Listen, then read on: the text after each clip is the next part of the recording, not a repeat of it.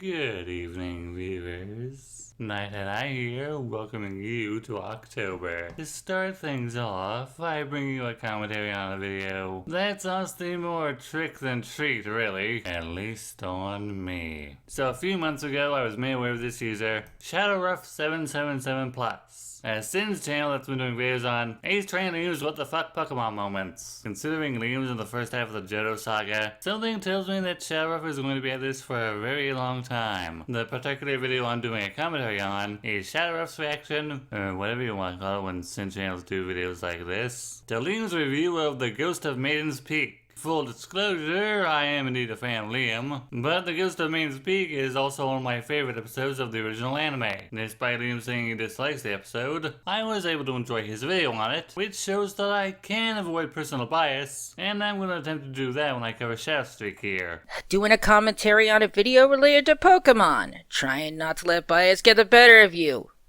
Well, I can't see how this can go wrong after your video on Umbrus. Thank you for reminding me, Melon. By the way, how you been? Oh, just stumbling around for 2 months and 5 days in the black void you left me in since our co-op! Oh, right. You're not mad about that, are you? Oh, not at all. In fact, I got a gift for you to let you know there are no hard feelings.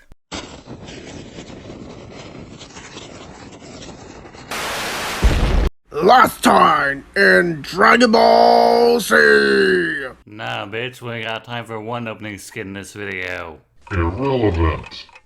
Hey guys, Ace Trainer Liam here. Welcome back to another episode of Pokemon WTF Moments, and I'm so sorry to my notification squad. I'm sorry this video didn't come out on time. If you're watching it later and it's not the day of release, it doesn't really matter, but to the notification squad, I'm so sorry that I could possibly let you guys down. But granted, today's episode of WTF is a very difficult episode because it's one that I absolutely despise. I hated this episode growing up. I thought it was boring, and nothing's changed in 20 years. I still don't like this episode, but I'm gonna cover it because I'm just that nice to you. Okay, one thing I gotta comment on, or it's gonna nag my OCD. ShadowRuff scales down Liam's original video, maybe to 5 times what the original size is. I assume so his Sin counter and Keymaster watermark can be visible. This is just some advice on visual presentation, but if Keymaster allows you to disconnect the audio from the visuals, like most editing programs do, why not just move Liam's video down a bit like this? This way you can have your Sin counter at the top of the screen. The episode starts with a ghostly woman emerging from a statue, pleading for a beloved to come back to her. That ghost then transforms into a Ghastly, which has a very familiar voice, but I just can't place it. Sorry, I know some of you don't get sarcasm, so I'll let you in on a little secret. That was sarcastic. It's really obvious whose voice that was. Oh, that is very obvious. Shut the f*** up, Liam! Shut the f*** up! Because spirits would want a living being! You bitch! Seriously, how you are! And don't lie to me that you didn't know about that! Because you must look at that regiment! Even can't get out of like that! For sake! I can certainly enjoy voice too, you know. Only 3 minutes in, you turn into a... what did you call Cherry 5? Oh yeah, Karen. I wasn't able to fully understand what you were saying due to the filter. By the way, you might want to work on pitch shifting your voice if you want to do the whole shtick so you're more comprehensible. But your follow-up video was a bit of help. So if I'm understanding correctly, you think Liam's being a dick? Because he doesn't understand that spirits were once living people? That isn't even what Liam was getting at. He's saying the voice actor is obviously Ted Lewis, doing a more spoopy variation of the voice he used for James before Eric Stewart took over the role in the dub. So you throwing out Pokedex entries on ghost Pokemon is rendered mute. In fact, let's read those. Each of them carries a mask that used to be its face when it was human. Sometimes they look at it and cry. These Pokemon arose from the spirits of people interred in graves in past ages. Each retains memories of its former life. Since it was once human itself, it tries to create one by taking the lives of other humans. So I'm one of those people who's more skeptical when it comes to entries like these. If we're to dismiss the theory that these entries are written by children, then we'd have to assume that scientists in either observed deceased bodies and saw the first mask form. Either that or they just took some ancient texts saying this about Yamask. This is, of course, overlooking the fact that Yamask wasn't even a thing in Gen 1. Then there's the Gengar entry, and I feel the theory that the Rotom Dex either has info on its fed up Pokemon or just screwing with the player is more credible. Too long didn't listen? I think you're getting worked up over nothing. Brock's feeling depressed because he feels like he just wasted another summer, to which Ash responds with, but it was a summer of adventure. And I kind of have to side with Ash here, like how ungrateful of a friend is Brock being right now? Like imagine saying to your friends that you'd spent all summer with that spending all summer with them was a waste of time. Arsehole. Well, maybe because Brock is one. The festival lasts longer than usual day or night, more precise. I mean, I actually like that festival too. But wow, Liam, you should realize that people want the festival to last longer. What festival? The previous episode was Tentacool and Tentacruel, and there was no sign or mention of a festival going on in Porta Vista. You should know that, considering you did a video on Liam's review of the episode. Now there's a festival in this episode, but the episode's barely started, so we haven't gotten to that point yet. You know, normally it takes longer for people to start reaching for excuses like this. Tempted to start a sync counter of my own. Direct quote from Brock. For kids, summer means playing on the beach, splashing around, having fun. But for me, summer means bathing suits and girls to wear them. Mate, I feel that on a spiritual level. It was at this moment that he knew. He f***ed up. Okay, based on this and your response to Ephraim, because yeah, I saw that video too, I was behooved to think you're asexual and just don't like sexual humor, but you say in your response to Lunatic the Game that this is a reference to another YouTuber. But, see, the problem here is references in of themselves are not jokes. And this joke kind of fails because Liam really didn't say anything that would count as him having fucked up. So I'm left here sitting with the impression that because he didn't like what Liam said, him being in agreement with Brock is bad? I don't know, I'm just trying to figure out the rationale behind this. Team Rocket have apparently been being towed this whole time by the ferry in this little wooden tub, which begs the question, how have they been pooing? Do two of them just have to turn around and look away while one of them leans their arsehole over the edge of the tub or something? Shut up, these are important questions. Nobody cares! Nobody! And you need to shut up! I don't like the joke, therefore no one else would like it either. To which I shall say in response, humor is subjective and you don't speak for everyone. After being told to beware of a beautiful young woman or else he'll meet a cruel fate, Brock says, oh, I have to meet her. Mate, what part of cruel fate do you not understand? Probably because Brock is in supernatural hypnosis by Ghastly, dude. You just mentioned it. No, he didn't. This is something I've noticed with Showruff's videos. He'll argue a point that was never ever made. Plus, by this point in the series, we've pretty much been made aware that whenever Brock sees a pretty girl, his common sense turns off. Team Rocket are searching on the ground for change people have dropped so they can steal it, and Officer Jenny turns up and thinks they're doing it so that they can hand it into the police for like lost and found. Jenny, mate, can you not see the giant R they each have written on their clothes? Like, do you not realise what that represents? Maybe because Officer Jenny thought this man is wearing a costume to, you know, to celebrate a party. Okay, I can kind of agree with you. Since by the Johto saga, time staff for Team Rocket, as soon as Jesse and James are playing dress up due to their uniforms being white instead of black. But I gotta ask, who would go around dressed up like a member of Team Rocket in the Pokemon universe?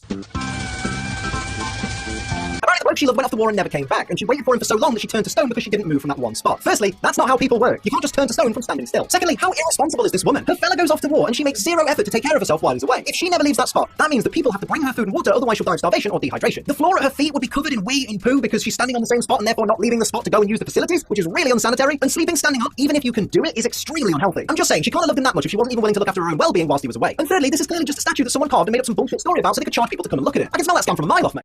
You idiot. First of all, that statue is there to honor her, not scam, you idiot. Seriously, did you forget that man who just said she was 2,000 years ago? Meaning people make that statue to honor her, you idiot. Jeez Louise. Second of all, really? You had to insult their love? Their strong love, mate? Jesus Christ. And I don't go about around like a freaking maniac. Jesus. And thirdly, Nobody cares. Nobody. And you need to shut up. I can agree with you on the first half of your argument. It really isn't fair for Liam to assume that this is all just a scam. But for the second part, I have to agree with Liam. I know if I was going to be gone for a long time, I'd want my girlfriend to take proper care of herself. You don't want to be gross, old and low like me.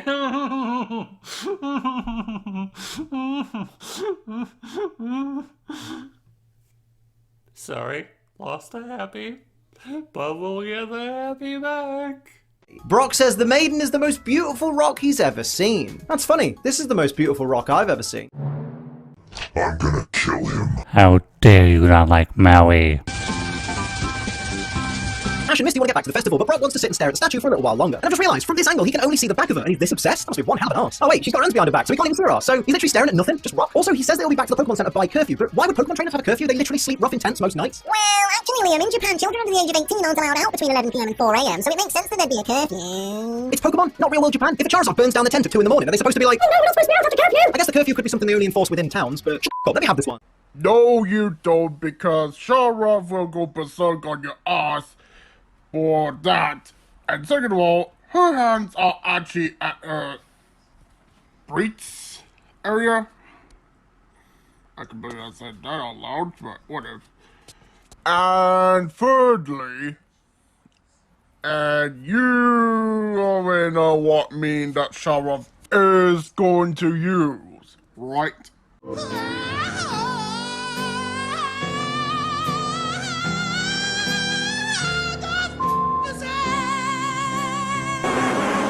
You could have just cut him off when he started to talk about curfew, since his tangent about the statue is the only thing you address. Originally, I ignored this part because I just didn't care. But upon reviewing, yeah, that tacked on "go fuck yourself" just felt really unwarranted.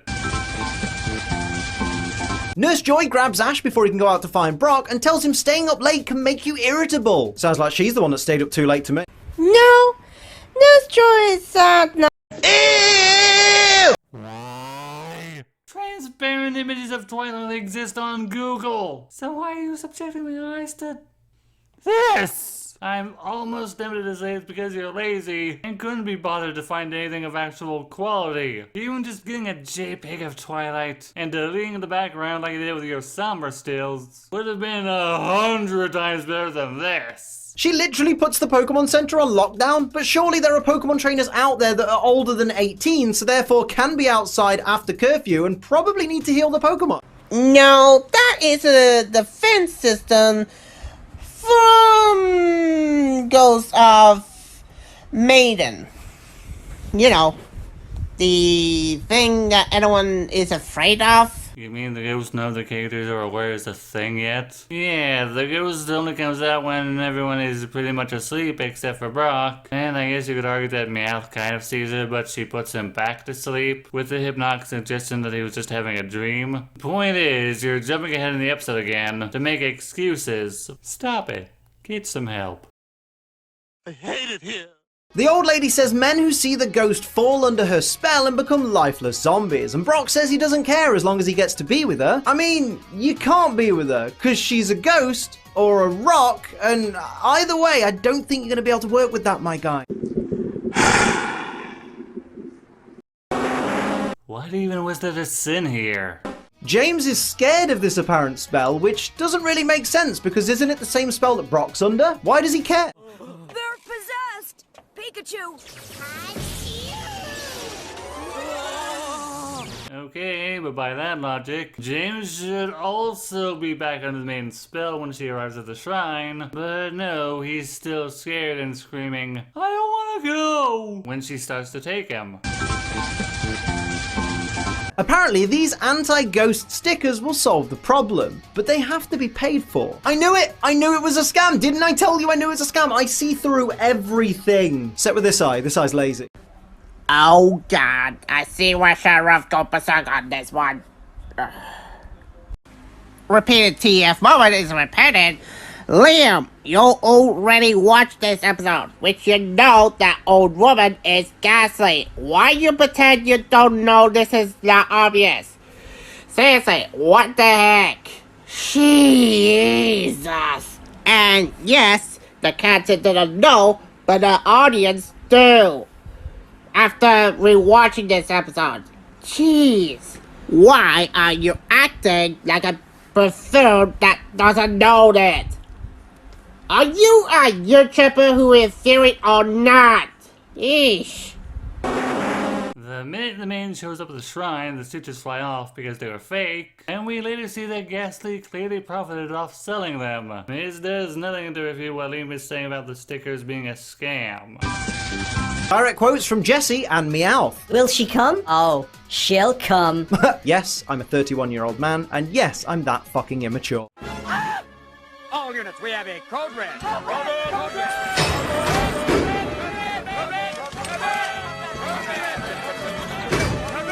Stop. I get it, you don't like crude humor. There's no need to drag this on for 35 seconds.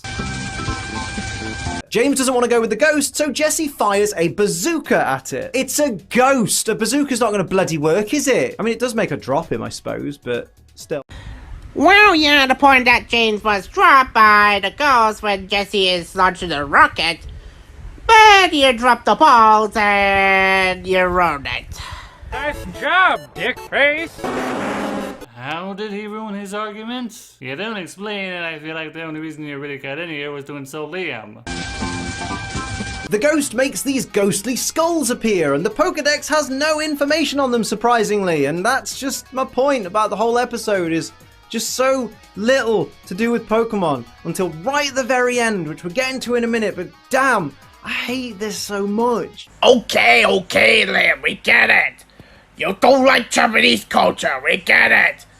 Jeez, Reese. But seriously though, you should have amazed that moment that the ghost used scary face. Seriously, what the heck? When and where did he ever imply that? His frustration isn't that he dislikes Japanese culture, it's that for an episode of Pokemon, there's very little of the titular creatures. Although I'd counter that because it's a Ghastly behind everything, a Pokemon is involved. Thank you, Cold Opening, for spoiling the reveal, by the way. Also, Scary Face wasn't a thing in Gen 1, and it doesn't look like that in the anime. Nor has a Ghastly in the anime been seen using the move. If you're going to argue that the Ghastly line can use Scary Face, they can only learn through breeding, which wasn't a thing in Gen 1, and through TMs. To counter Ekans, Ghastly transforms itself into a mongoose. An actual mongoose. Not an attempt to make it look like a Pokemon or be a Pokemon or an early Zangoose, just a regular old, bog standard real world mongoose. It bothers me a lot. Direct quote from Brock. If only you were 2,000 years younger. Yes, and not a rock, and not a ghost, and also not in love with another dude. And pointing out the maiden is a ghost who's in love with someone else is a sin, because there isn't anything about the rest of the video I care to cover, so final thoughts. Oh boy. So this is the second video I've seen after your response to Ephraim, and I'd be lying if I said your content isn't anything other than tiring. No joke, whether it's a response to a commentator or one of your videos on Liam, I just pause the video, get up, and walk away for a while to get through a single viewing. I think it's because you tend to respond to pretty much everything in the video you're reacting to, whether it deserves a response or not. That's why we commentators, at least commentators from the community F-Rom, Lunatic, and myself come from, skip certain parts of the video when we have nothing to say so we don't drag the video out. A lot of your sins in this video don't really seem to have a point and are just there just because you want to post the memes and give sins, I guess. In contrast, whenever Liam nitpicks an episode of Pokemon, I can at least see the point he's trying to make. You, however, make really confusing arguments that are near impossible to justify or are just flat out made up. And then there's the attitude. Look, I'm not gonna say you can't throw pot shots at people when you do a video on them, but the things you say feel like playful jabs and more like excuses to insult him. Kinda doesn't help that by the 3-minute mark, you're screaming your head off at him like a child throwing a tantrum, and clips where you tell Liam to shut up and go fuck himself gives me the impression you're just looking for excuses to insult Liam because you don't like the way he's reviewing the episode. You also assume that Liam hates Japanese culture with no real evidence, apart from snarky comments, which is a staple of his humor. If this was the first video anyone saw from your channel, they'd walk away with the impression that you legit hate Liam's guts just because he pokes fun at an anime. You want your channel to grow to 1K subscribers. Right now you're just sitting at 2. Okay, it's gone up since then, but still nowhere close to the number you want. And unfortunately, I don't see that changing anytime soon, unless you work on your presentation and how you conduct yourself. With all that said, this is Night at Eye saying thanks for watching, and please share your thoughts with me.